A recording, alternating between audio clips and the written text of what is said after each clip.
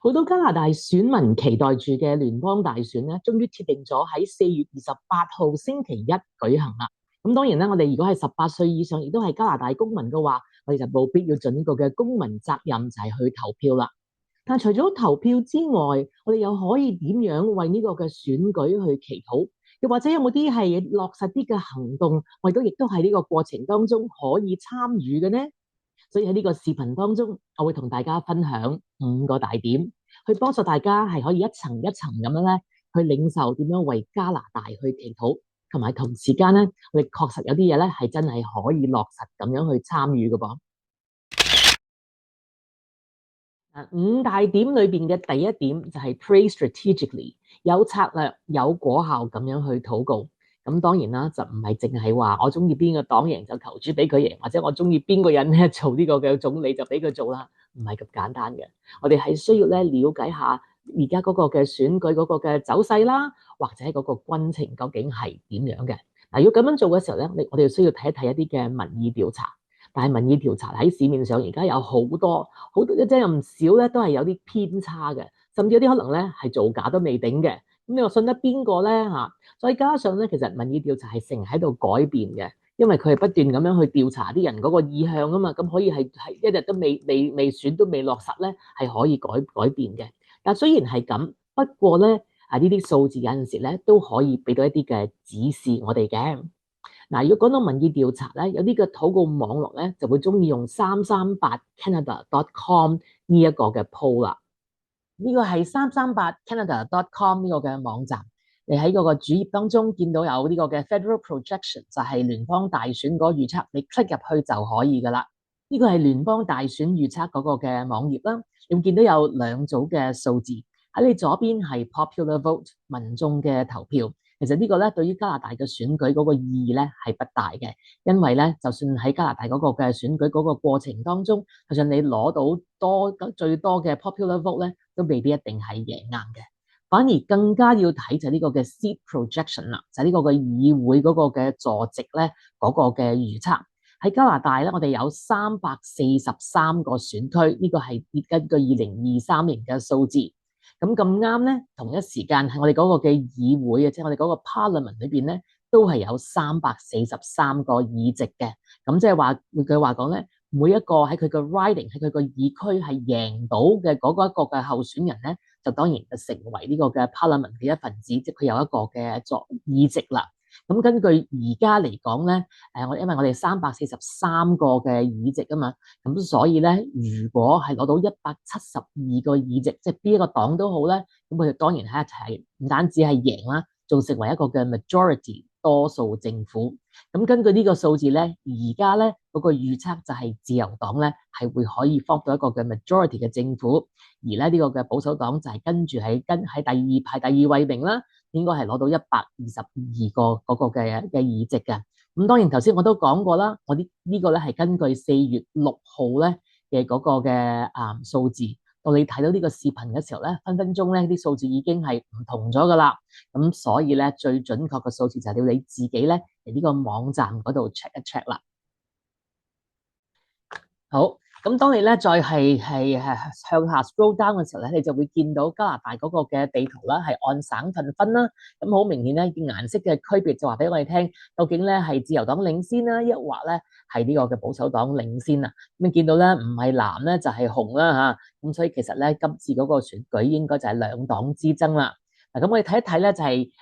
逐個省去睇到喎。咁我哋今日就用呢個安省作為例子啦。咁但係收睇嘅人咧，如果你係住喺其他嘅省，當然你可以 click 入你自己住嗰個省咧，去做更詳細嘅研究。我哋今日就首先睇睇咧，就係安省嗰個情況啦。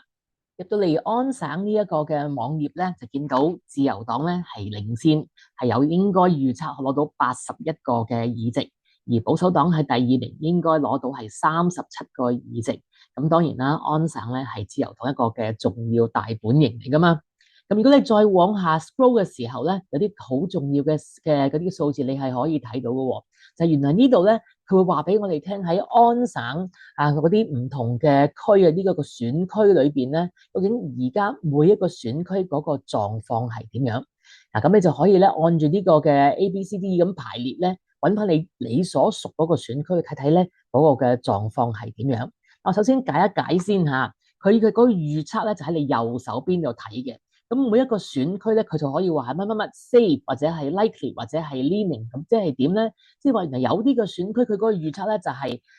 嗰個黨應該係都贏硬㗎啦。好似第一個咁啦，譬如我舉個例啫，係 Ajax，咁佢話 LPC safe 而且係紅色嘅時候，好明顯咧，即係代表嗰個預測咧就係指向咧應該咧就係自由黨贏啦。咁但係睇翻第二行咯，Algonquin 嗰個嚇 Renfrew Pembroke 嗰個咧，啱啱調翻轉咧就係深藍色嘅。咁佢話咧，即係話呢個選區咧應該如無意外咧就係保守黨贏硬啦咁。咁但係咧又唔係個個選區都一定係咁清晰噶嘛，喺呢一刻嗱，好似跟住嗰個Aurora、Oak Ridges、Richmond Hill 呢個嘅選區咧，佢就話 LPC likely 啦，即係話咧，應該都可係呢個嘅自由黨嘅咁，但係咧當中咧可能咧係有啲嘅差距，唔係真係咁大。一陣我哋會睇多啲嘅嚇。咁下邊咧嚇嗰個 Barry South 嗰邊佢就話應該咧就如無意外咧就係保守黨贏啦咁樣嚇。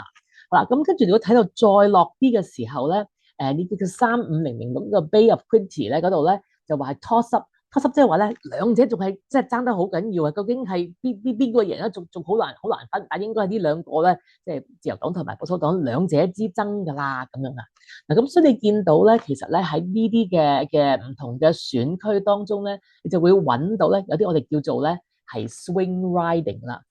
swing riding 即係嗰啲叫搖擺嘅選區，即係話咧佢未係最落實咧邊一個嘅黨咧係一定係會好大機會勝出，可能係呢個黨亦都好有機會咧係另外嗰個黨咧去超前咧都未定嘅。而事實上咧，當我哋睇翻2021年對上一次嘅大選嗰陣時嗰個嘅結果咧，我就會發覺大概有20個呢啲嘅 swing riding 呢啲嘅搖擺嘅選區咧，原來當中涉及咧嗰啲嘅即係第一同第二名嗰啲嘅黨嗰個差嗰啲票數嘅差距咧，原來每一個個 riding 大概平均咧係1000票左右嘅啫。即係有啲可能係500-600票，有啲可能係1300、1400、1700、1800啊咁樣嚇，都係千零票。咁平均嚟講嚇，咁嗱，所以話咧，換句話講，呢二十個咁樣嘅搖擺嘅選區咧，其實最後嗰個結果咧，就講緊係其實係21000幾票咧，就斷定咗嚇嗰次咧個選舉結果就啲風吹咗去邊一個嘅黨嗰當中啦嚇。咁所以其實呢啲咁樣嘅 swing ridings 咧，都係好重要㗎，因為其實咧係有得爭嘅。如果你想知道你自己個選區而家嗰個戰況係點樣咧，你甚至可以再 click 入去咧，係睇到佢哋嗰啲更多嘅數字嘅。我就舉個例啦，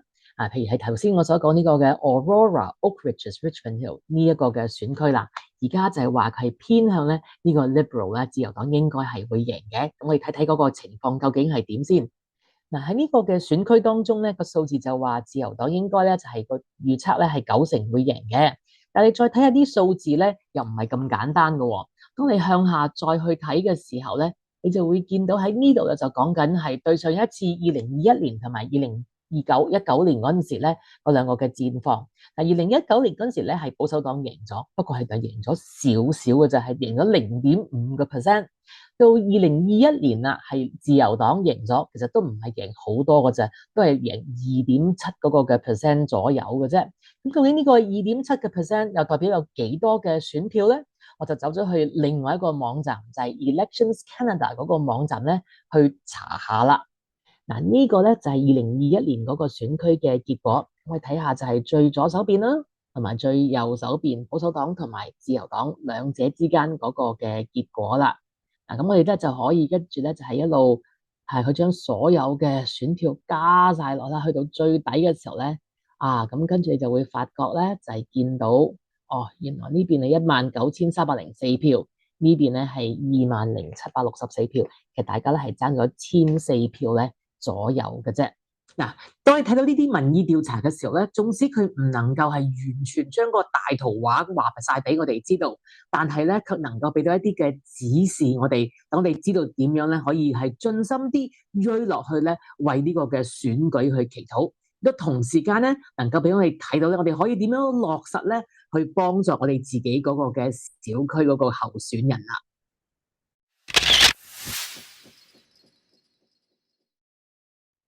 嗱，第二樣嘢咧，我哋可以落實去做嘅咧係乜嘢咧？就係你要去支持你所屬嗰個嘅選區個 local riding 咧，你所支持嗰個黨嗰個嘅候選人啦。嗱，頭先我哋都講過啦嘛，你想你支持嗰個黨能夠贏出呢個嘅選舉咧，你唔係淨係去投票啊，俾佢嗰個嘅黨嗰個候選人咁就得噶啦。你係咧要好好嘅祈禱啦，亦都可以咧親身咧去幫助咧呢個候選人，希望佢能夠喺你嗰個選區當中咧能夠贏到啊，因為咁咧佢先能夠攞到一個嘅議席。咁我哋之前都提過啦嘛，佢越攞到議席咧，你嗰個黨嗰個嘅勝數咧就更加大啦。咁我可以點樣幫助呢個嘅候選人咧？咁其實咧，你可以就係去揾佢嗰個嘅 election office 嗰個選舉辦公室，咁啊聯絡下佢哋，睇下啲乜嘢咧，你可以做呢個嘅義工去幫手咯。佢哋有好多都係好多嘅需要嘅。咁不過咧嚟嚟去去都係呢幾樣嘅啫。嗱，包括乜嘢咧？打電話啦，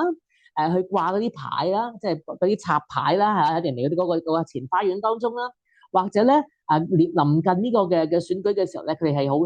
即係要咧係插嗰啲嘅掛啲門牌啦。或者就做司機咧，車啲人去掛啲門牌啦。而最後啦，最重要嗰樣嘢咧係咩咧？就係咧去做 canvassing 啦。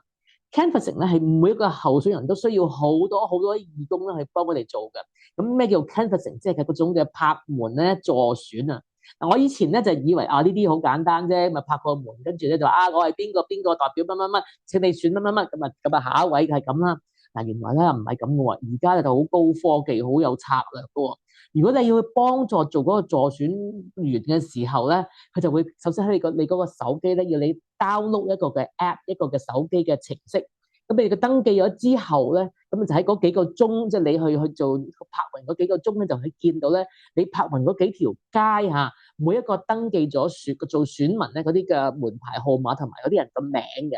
咁你跟住就按住呢個嘅表就去逐家逐家炮門啦。咁嗱，你拍完嘅時候咧，咁跟住佢就會問佢哋你會唔會支持乜乜乜候選人啊？嗱，如果個人話我一定會支持呢個人嘅時候咧，就喺呢個 app 度咧要撳一個咧笑哈哈嗰個掣啦。咁但係譬如嗰個人咧就話英文，佢就話我唔中意呢個人，我一定咧就唔會選佢，我會選另外個黨嗰個人。你就要撳一個咧極度唔開心嗰個樣咧嗰個掣咯噃。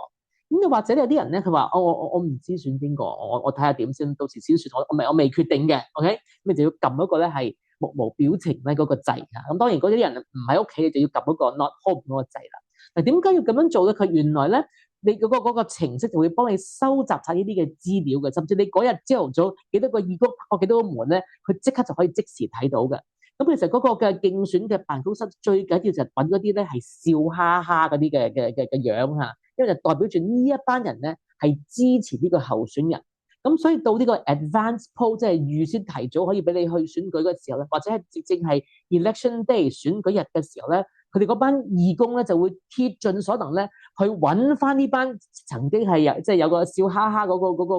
樣嗰班嘅選民，就再一次提醒佢哋，確保佢哋，鼓勵佢哋，喂，你記住去投票啊！快啲去啊！唔好唔記得啊！咁就係盡量咧，就係 make sure 咧，所有支持呢一個嘅候選人咧，都去投票，即係唔好就甩咗嗰啲嘅票啦。咁又係咪好有策略性咧？嗱，咁當我都試過咧，係幫一個我自己咧支持嘅候選人都去做呢個 canvassing。咁當我逐家逐家去拍勻嘅時候咧，我同時間咧仲做另外一樣嘢喎。我諗你都估到啦。就係祈禱咯，即係一邊咧就 canvassing，但係同一時間咧，我做埋 prayer walk 啊，係逐家逐家咁樣咧去祝福咧住喺度呢個小區一條街咧嘅每一個人喎。哇！你話幾好咧？同一時間雙贏啊嚇，又可以幫到個候選人，又可以咧禱告。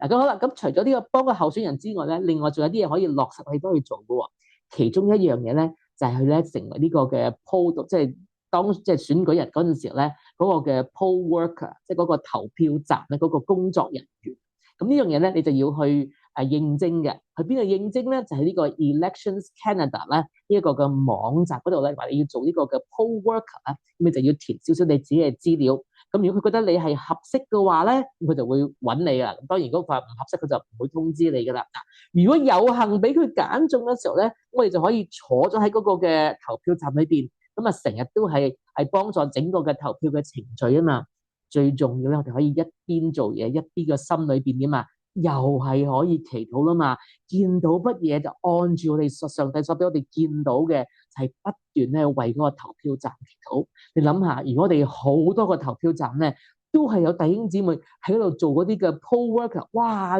每一個投票站都充滿咗禱告，上帝嗰個同在，你話係咪好好咧？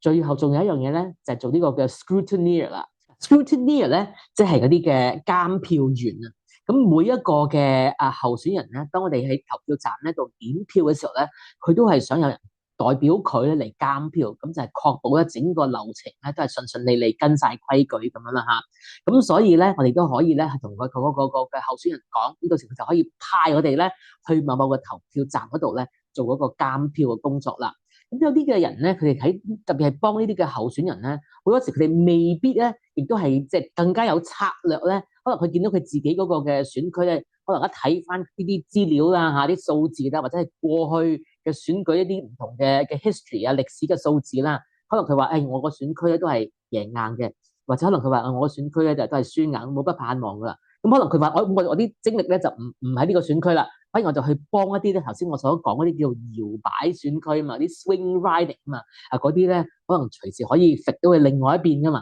咁我就將我啲火力集中去幫嗰個咧嘅候選人，咁有啲人咧都會咁樣咧去做嘅。好啦，第三啦就係要 pray for Canada， 為加拿大禱告啦。點解我咁講咧？就當我哋話要為聯邦政府呢個嘅選舉去祈禱嘅時候咧，好多時我哋好容易將嗰個嘅目光咧，淨係擺喺個選舉當中。我哋好想邊個黨贏啦，我哋好想咧邊個人做新嘅總理啦，我哋好想咧呢啲佢哋有啲咩嘅改變啦嚇。個注意力擺晒喺嗰個黨同埋個選舉當中，但係當我哋將我哋嘅目光咧係提升去更高嘅一個層面，去為加拿大禱告嘅時候，我哋自然更加望到咧。加拿大嗰個嘅需要啦，嗰個掙扎啦，嗰個難處係咩啦？當你咁樣睇到嘅時候，反而更加睇到呢個選舉喺整體加拿大嗰個嘅前進個前景當中，所要承擔嗰個嘅角色係乜嘢啦？嗱，其實咧，當我哋話要為加拿大祈禱嘅時候咧，有邊幾個重點咧？包括而家係好緊要嘅就係第一，係嗰個嘅 national debt 啦，即係嗰個嘅國債。根據呢個嘅 Fraser Institute 俾我哋嗰個嘅資料咧，就係2023至2024期間嗰個數字話俾我哋聽咧，聯邦政府加埋省政府嗰個嘅 net debt 啊，即係嗰個淨債務咧，原來係2.18兆咧嘅咁多嘅。咁即係換句話講咧，每個加拿大人要承擔係45000至6萬蚊嘅國債。我哋都知道咧，呢個嘅國債咧係每日喺度增加嘅。咁但係加幾多咧？原來每一日咧係增加1億咁多嘅，哇！咁即係話咧，7日就7億，一個月就30億啦，係咁雪球係咁滾，越大越大咁樣滾。所以到呢一刻咧，聯邦政府咧嗰個稅收咧係遠遠少過我哋嗰個嘅國債所要俾嘅利息。亦都換句話講咧，我哋聯邦政府喺全國收翻嚟嗰個嘅 GST 嗰個稅收咧。原來咧係要攞晒去咧，俾呢個嘅國債嘅利息啊！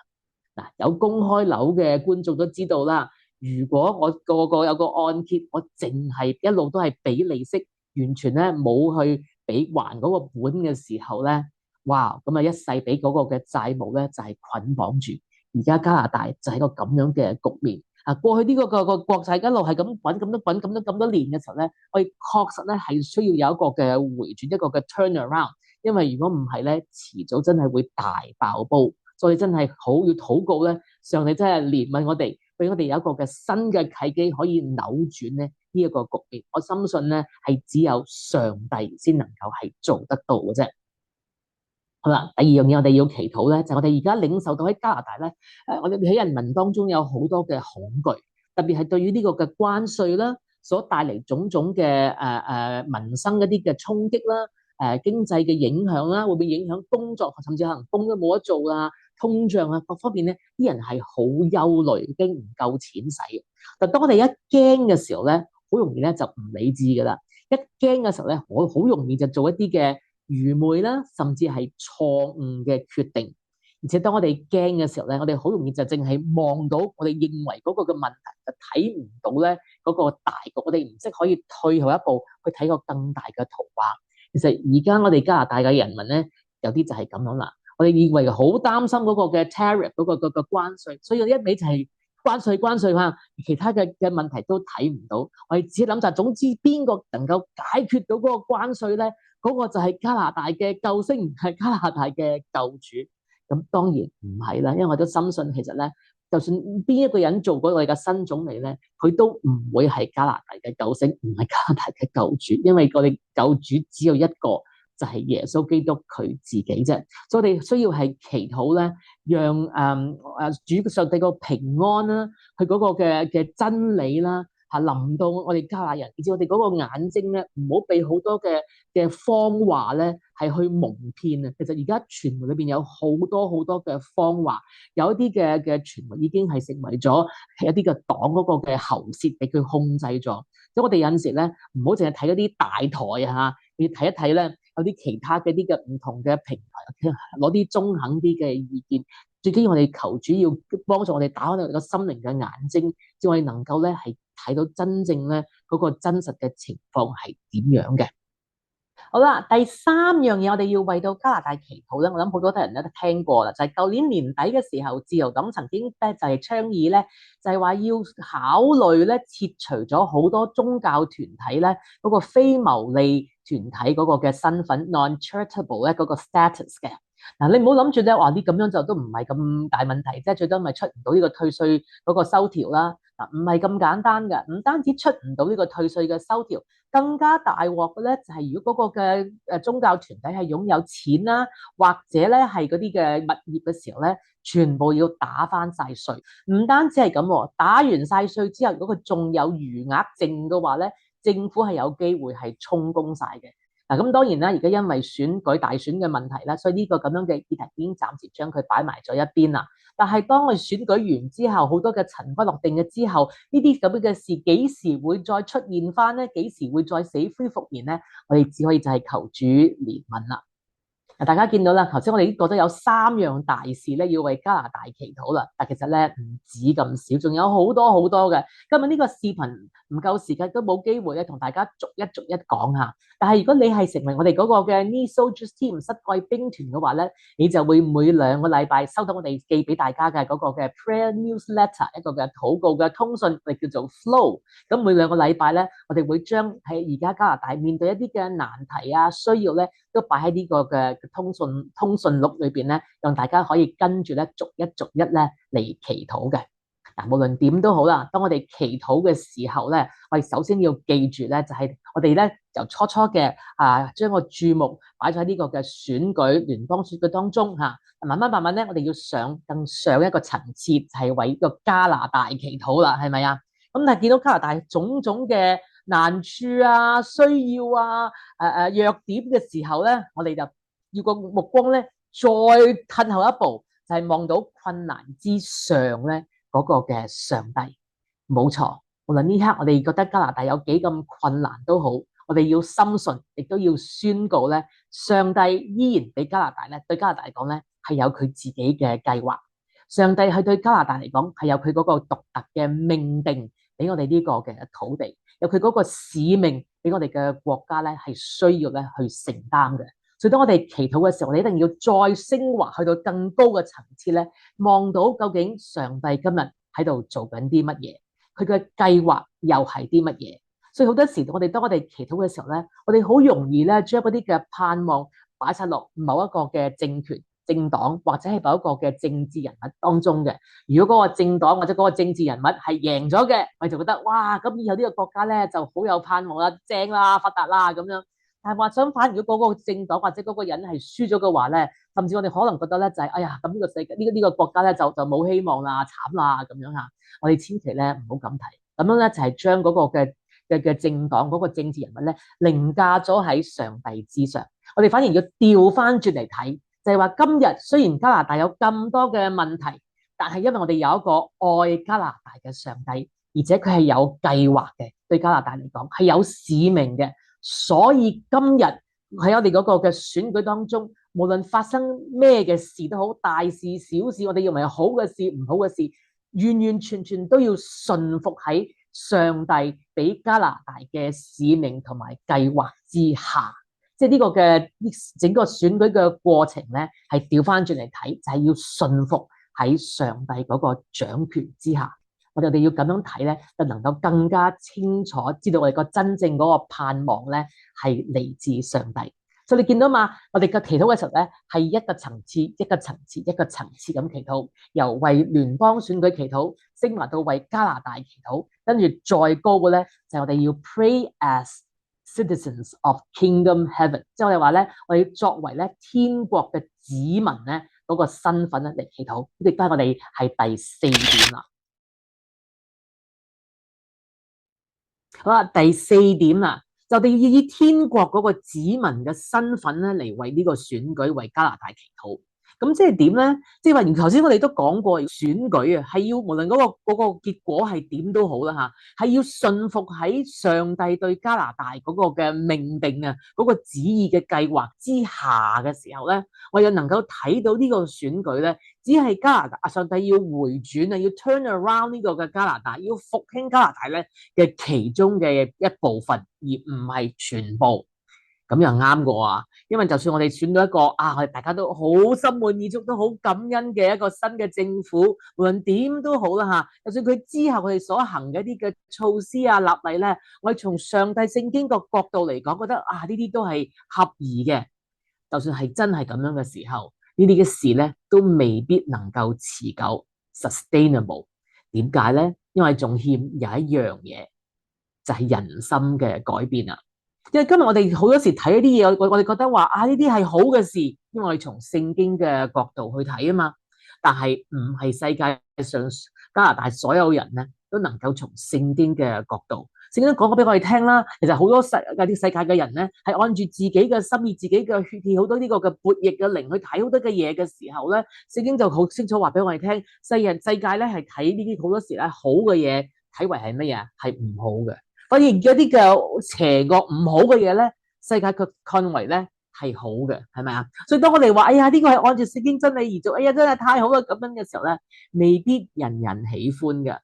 咁喺我哋呢啲嘅自由民主嗰種嘅選舉之下咧，分分鐘下一輪嘅大選又嚟到嘅時候，我唔中意你咪唔再選你咯，我再投票俾另外一個嘅黨嘅時候，新嘅黨又上場咧，新嘅措施、新嘅諗法又會嚟到啦。咁即係換句話講，呢一啲嘅 policy、呢一啲嘅措施、呢啲嘅法律咧，未必係完全咧係可以持久 sustainable 嘅。因為我哋仲爭有一樣好重要、好重要嘅嘢，大家知唔知係乜嘢啊？冇錯啦，就係人心嘅改變咯。所以如果喺個好嘅政府之下，但係人心唔改變咧，好多嘢咧都未必一定係能夠持久嘅。咁但係人心嘅改變咧，係邊個嘅工作咧？人心嘅改變唔係政府嘅工作，人心嘅改變係上帝嘅工作。但係上帝工作嘅時候咧，佢又好喜歡同佢自己嘅子民咧，佢自己嘅兒女咧一齊去拍檔，一齊去同工喎。所以咧，人個心嘅改變、個轉化嗰種嘅工作咧，亦都係教會，即係我同你嗰個嘅工作啦。冇錯，喺整整呢個嘅加拿大回轉嗰個嘅過程當中嚇，當然啦，有呢個好嘅政府，有呢個好嘅施政，係咪好啊？梗係好啦。但係最多嘅時候咧，都係能夠係開始一啲嘅新嘅門啦，或者係打開一啲嘅新嘅屬靈上嗰種嘅轉化 spiritual shift 啦，亦都係可以能夠建立更多嘅平台咧，讓教會咧係真係要甦醒，即係 buy time 啊，OK， 能有多啲嘅空間時間咧，等教會好好嘅預備乜嘢啊？成長成為上帝嗰個嘅禱告嘅精兵咯。所以咧，當我哋話要成為上帝嗰個精兵，要為加拿大祈禱嘅時候，個重點唔係淨係話我要祈乜，我要祈乜，我唔識祈咁我點祈？當然呢啲唔係唔重要，但係最重要就係我哋嘅自己嗰個作為一個代禱人咧，嗰個嘅生命嗰種嘅更新，我哋個生命作為一個代禱人咧，同樣嘅係要 mature，我哋都係要成長嘅。因為好清楚咧，當我哋睇到話呢個加拿大嗰個嘅回轉嗰個復興咧，其實個復興個鎖匙係邊個揸住咧？唔係政府，係上帝嗰個嘅國度嘅子民，即係我同你要揸住。因為上帝喺主耶穌喺呢個馬太福音咧第16章第19節都覺得好清楚，佢已經將呢個鎖匙呢啲嘅權柄咧係交咗俾佢嘅教會 Ecclesia，所以凡係天上咧被捆綁嘅，地下都要被捆綁；天上被釋放嘅，地下都要被釋放。呢個就係我哋作為天國子民咧嗰個嘅身份同埋嗰種嘅權柄嘅弟兄姊妹。所以今日當我哋話要為選舉大選要祈禱要為加拿大嘅復興祈禱，哇嘅先至好好嘅時候咧，首先咧請我哋望一望自己，我哋不妨咧就畫一個圈然之後自己跪低話主啊，請復興從這裏開始如果我哋嗰個嘅目光，我哋嘅心思意念咧冇越嚟越似耶穌咧，我哋自己點進步咧？喺嗰個學習禱告嘅過程當中，我哋唔係淨係祈乜祈物，我哋更加要學習係聆聽上帝嘅聲音 ，listening prayer。呢個我哋以前咧，我啲嘅視頻都講過噶啦。我哋要學習係點樣隨時隨地喺邊一個地方都好啦，高嘅、低嘅、開心嘅、唔開心嘅，都識得點樣同上帝咧係有嗰種嘅靈裏邊嘅交流即係話無時無刻，我哋都係仰望住上帝，記住佢係與我同在，佢走在我前頭。就呢個咧，就我深信喺個復興當中咧，係一個好重要、好重要嘅環節，就係教會必須咧係甦醒，但唔係淨係醒就得甦醒完之後要好好鍛鍊翻個身體要成長，要成熟。然之後深信上帝係帶領住我哋係咁樣嘅向前行，呢個就係上帝嗰個禱告大軍嗰個圖畫啦。